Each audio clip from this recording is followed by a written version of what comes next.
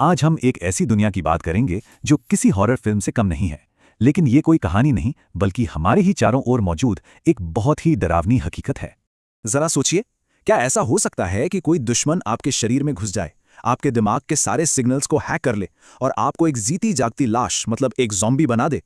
ये कोई science fiction नहीं है, बल्कि ये प्रकृति के सबसे गहरे और डरावने राजों में से एक है। हाँ, ये बिल्कुल सच है। हमारी ही प्रकृति में ऐसे परजीवी यानी पैरासाइट्स मौजूद हैं जो दूसरे जीवों के दिमाग और शरीर पर पूरी तरह से कब्जा कर लेते हैं और फिर उन्हें अपनी मर्जी के खिलाफ सिर्फ अपने फायदे के लिए काम करने पर मजबूर कर देते हैं। तो चलिए मिलते हैं प्रकृति के 3 ऐसे ही खतरनाक कठपुतली मास्टर्स से और देखते हैं कि उनकी ये अजीबोगरीब दुनिया हमें क्या सिखाती है। तो सबसे पहले बात करते हैं ओफियोकोर्डिसेप्स की। ये एक ऐसा ज़ॉम्बी फंगस है जो जंगलों में रहने वाली चींटियों को अपना शिकार बनाता है। अब इसका काम करने का तरीका तो और भी हैरान करने वाला है। ये फंगस चींटी के दिमाग पर सीधा कंट्रोल नहीं करता, नहीं, ये तो उसके पूरे शरीर की मांसपेशियों के नेटवर्क को हाईजैक कर लेता है। मतलब चींटी को एक रिमोट कंट्रोल वाली गाड़ी बना देता है।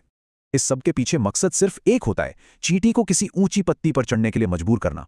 जब चींटी उस पत्ती को अपने जबड़ों से कसकर पकड़ लेती है तो ये फंगस उसके सिर को फाड़कर बाहर निकलता है और हवा में अपने बीजाणु यानी स्पोर्स फैला देता है ताकि नई चींटियों को अपना शिकार बना सके।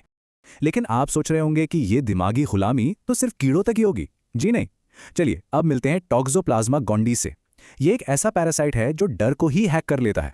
ये पैरासाइट चूहों के दिमाग में घुसकर उनका जो सबसे बेसिक सर्वाइवल इंस्टिंक्ट है यानी डर, उसी को खत्म कर देता है। खास तौर पर बिल्लियों का डर, ताकि चूहा खुद ब खुद चलकर शिकारी के पास चला जाए और उसका शिकार बन जाए। ऐसा क्यों? क्योंकि ये पैरासाइट सिर्फ और सिर्फ बिल्ली के पेट में ही रिप्रोड्यूस कर सकता है। और जो बात सबसे ज्यादा चौंकाती है वो ये है कि ये पैरासाइट इंसानों के दिमाग में भी पाया जाता है और ऐसा माना जाता है कि ये हमारे जोखिम यानी रिस्क लेने की क्षमता पर भी असर डाल सकता है। हमारा आखिरी किस्सा शायद इन सब में सबसे अजीब और भयानक है। मिलिए ल्यूकोक्लोरीडियम से, एक ऐसा पैरासाइट जो घोंघों यानी स्नेल्स को अपना शिकार बनाता है।